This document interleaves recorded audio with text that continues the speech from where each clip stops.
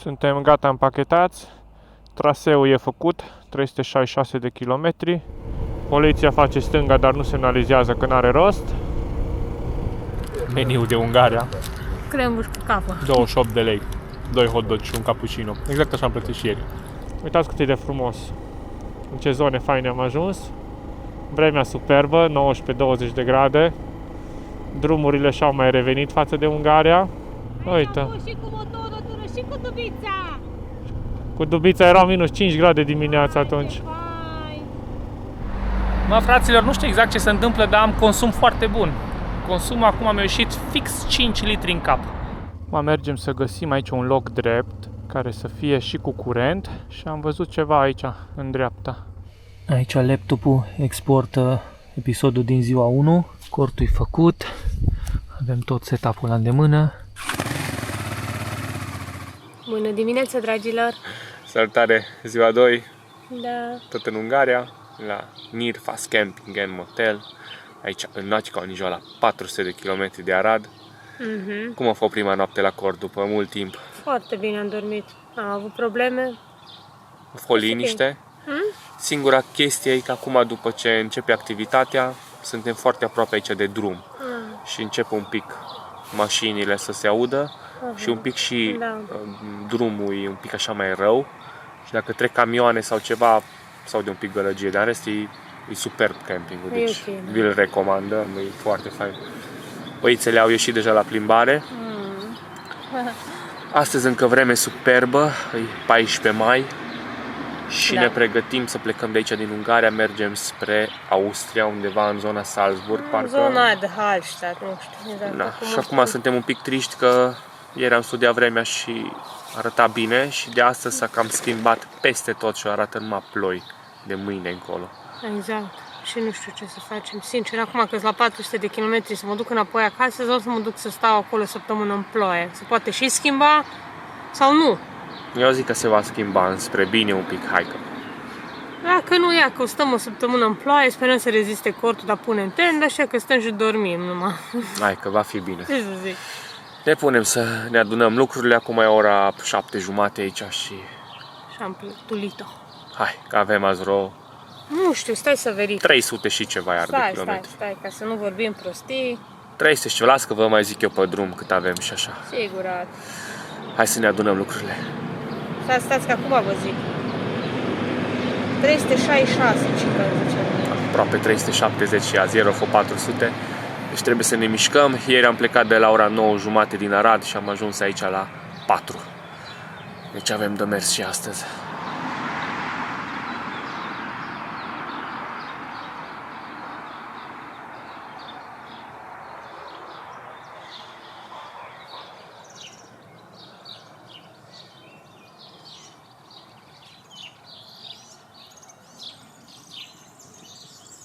Suntem gata împachetați. Traseul e făcut, 366 de kilometri. Am pornit Bluetooth-ul și hai să vedem în cât timp se conectează CarPuride. Dăm drumul, am apăsat, dăm drumul la intercom, am apăsat, să vedem ce ne zice în cască. S-a conectat telefonul la intercom, mi-a zis. S-a conectat telefonul la CarPuride și în momentul ăsta acum a intrat în navigare. Deci cam asta e procedura, cam atât durează, cât 15 secunde când îl pornești prima oară. Și dăm start. Și gata. Gata de drum. Hai să vedem dacă pornește la prima.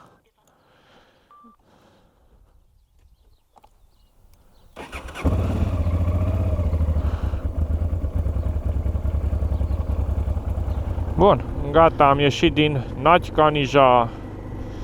Trecem pe deasupra autostrăzii.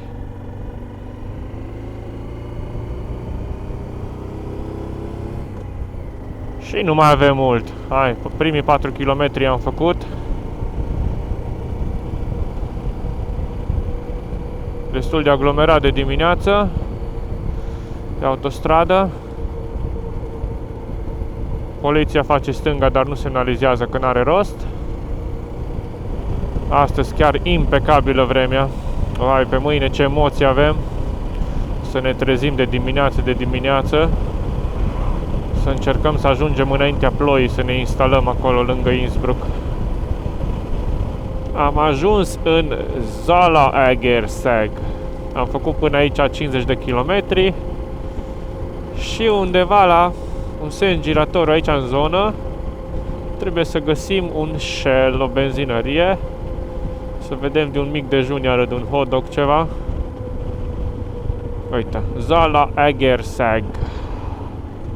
Au de toate aici, și McDonald's, și Burger King, da, uite, KFC, Decathlon, dar nu ne băgăm acum la din astea.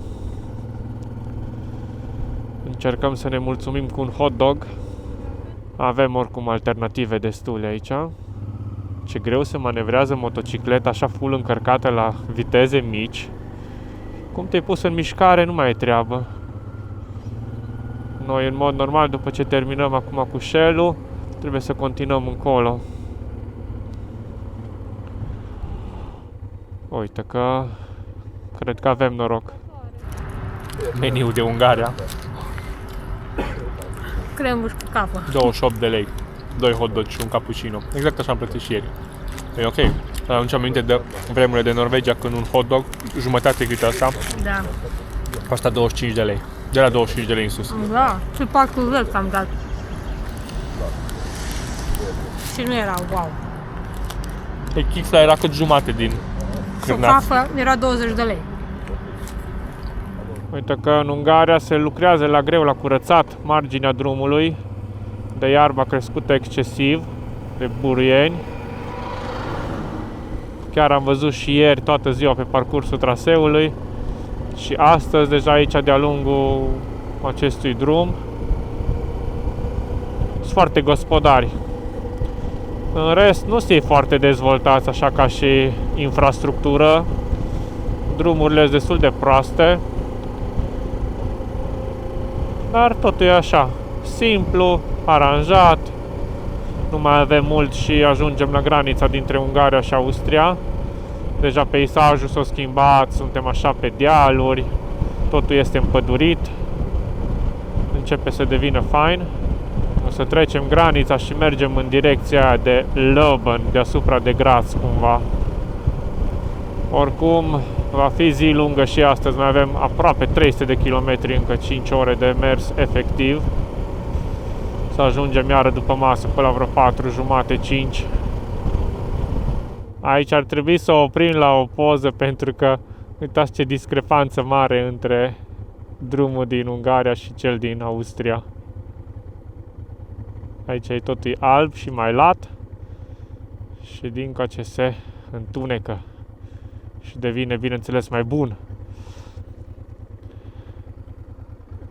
Republic Österreich.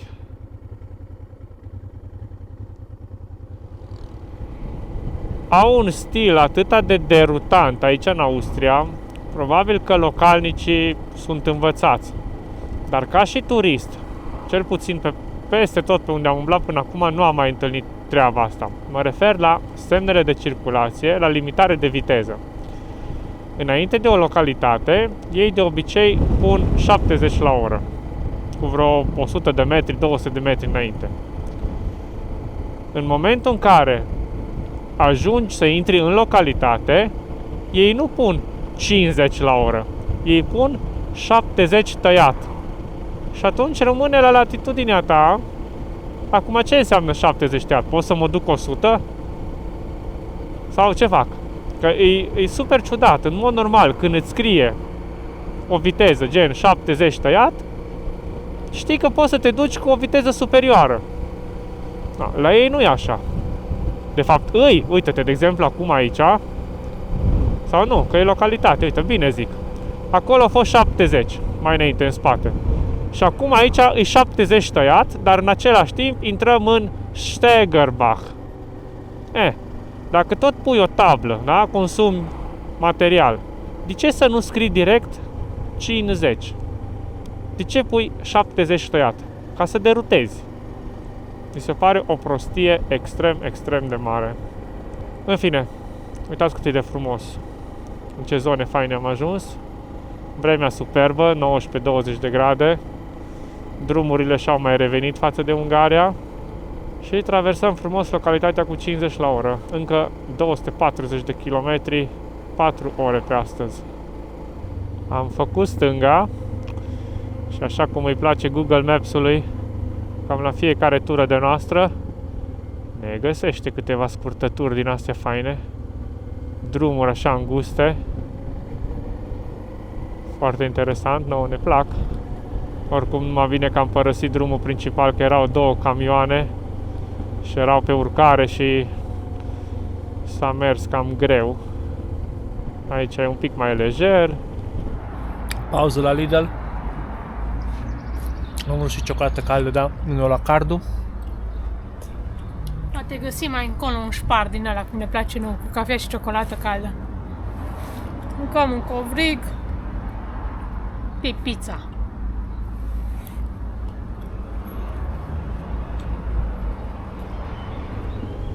I-am umplut stomacul cu un corn și acum suntem gata de înfruntat urcările.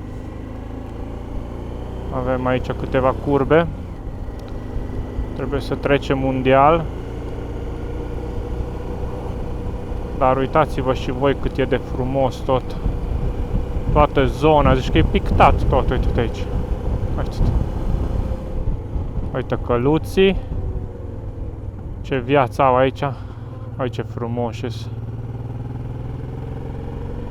Din zona aia venim de acolo, uitați ce frumos. Mai o curbă din asta cu treapta a doua.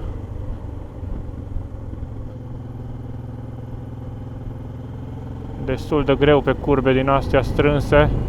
Simt gabaritul. Nu-i foarte manevrabil.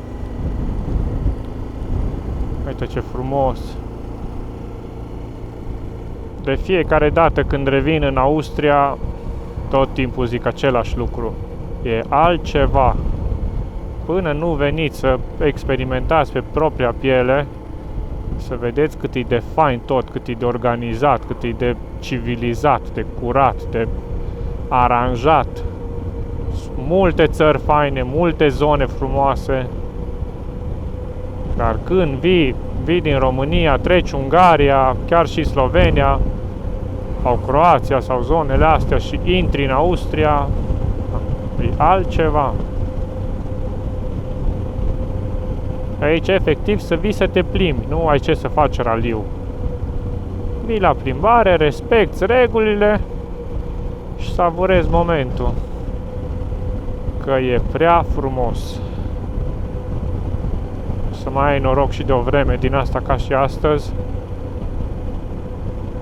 Uite cum își lucră oamenii terenul. Totul ordonat, civilizat. Acum trecem prin Oed. Miros de văcuță, zice Iasmina, de aici, de la Grajduri. Gata, atât a fost Oedul. 3 case. Uitați-vă în față cum se vede tot. Și aici încă nici nu suntem în zona de munți. Doar dealuri. Coborâre 10%. Ne așteaptă 2-3 curbe. Frumos să văd casele alea acolo amplasate pe deal. O coborâre din asta faină prin pădure. Îs cu a treia, numai bine pentru curba asta. Și încet, încet. Și alunecă șerpișorii aia de bitum. Îi mai prins câteodată și simți așa o hop. Uite aici alții, de la Crăne.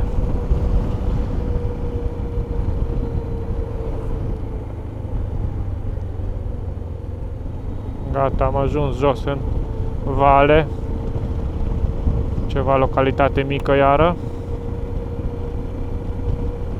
Nici nu știu cum se pronunță. Gâsceid. G-S-C-H-A-I-D. Aici ce fac băieții? Ceva lucrează, dar nu-mi dau seama ce. Cred că taie iarba aia de pe margine iară. Facem stânga. Stânga liber, dreapta motocicliști.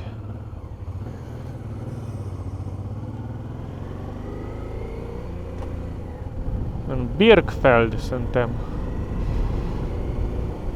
Motocicliștii se duc la benzinărie.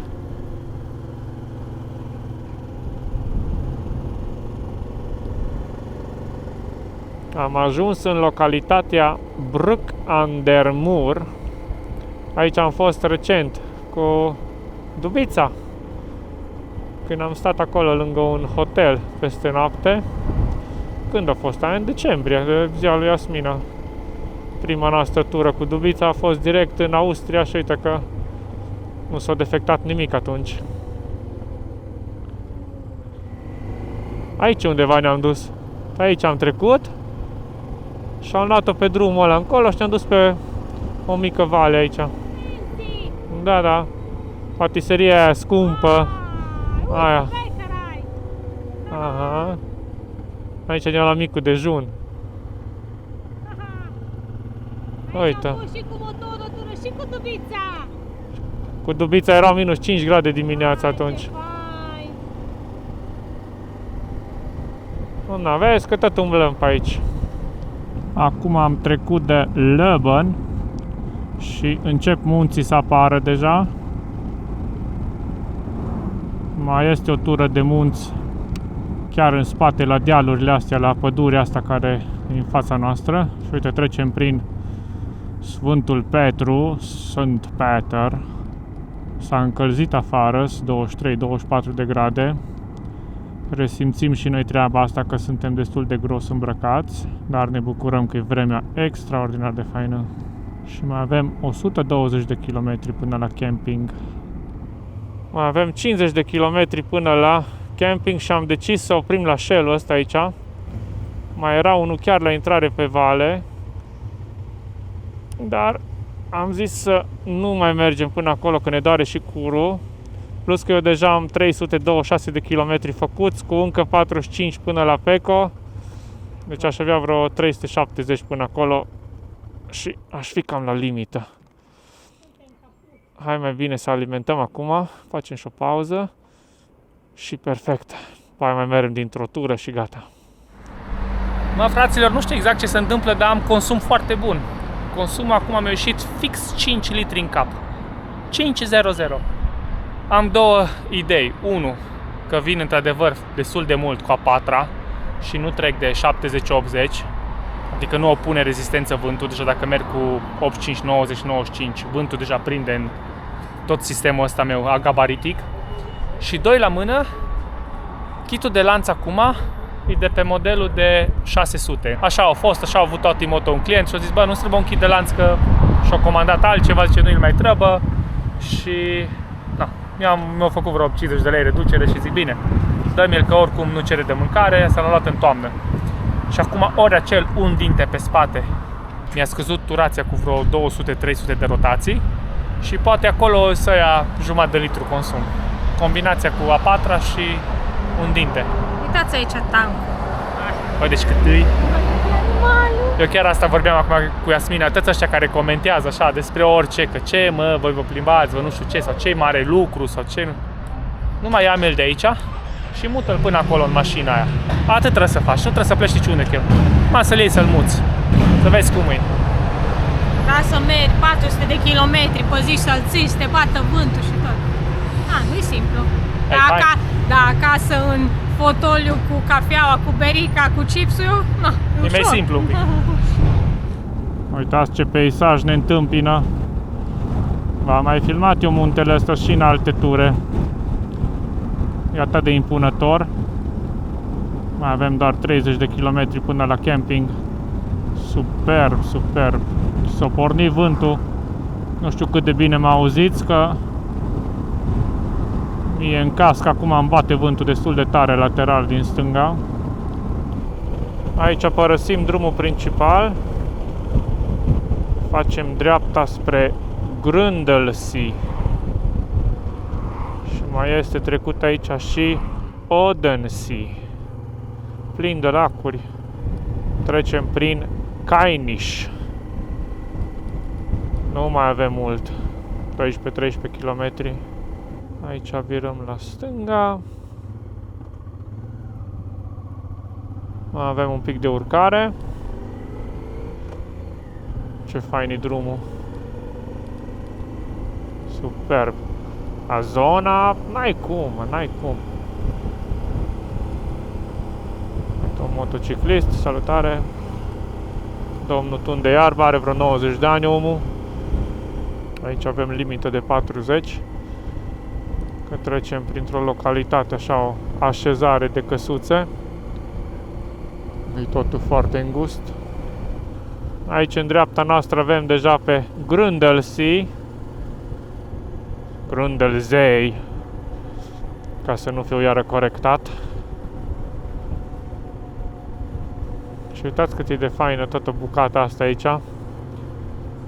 Aduce un pic acolo în Italia cu Como, cu Garda, cu lacurile alea de pe la ei. Alea sunt un pic mai mari, sunt mai late. Campingul ăsta undeva e chiar mai spre capătul lacului. Mai avem 5 km până acolo. Și mâine trebuie să ieșim iară de pe vale vreo 8-9 km. Uite aici locuri faine de făcut baie.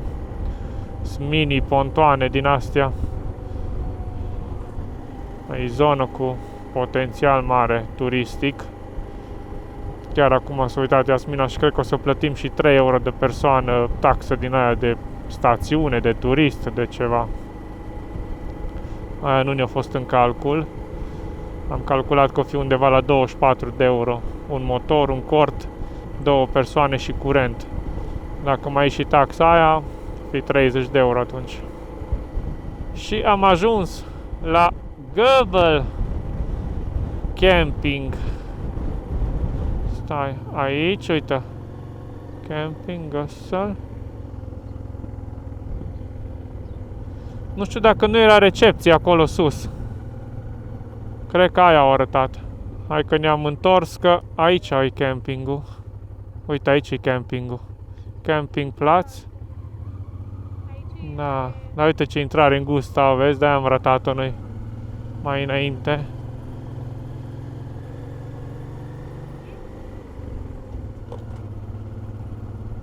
Uite, Camping Göbel.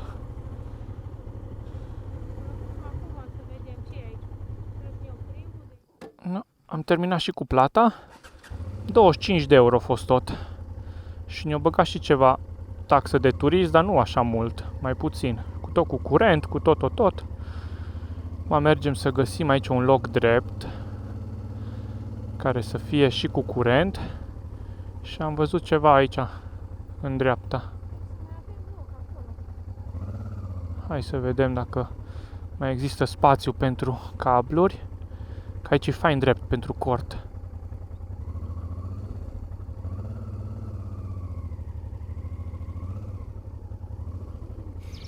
Na bun, ne punem să facem cortul. Dacă vreți să vedeți ce avem în lăzi, Robert a prezentat ieri un clip. Uitați-vă dacă nu ați făcut-o deja. Uai, ce liniște e, că nici nu vine să vorbesc. Vă lăsăm cu un timelapse. Cu un timelapse. Cu un timelapse.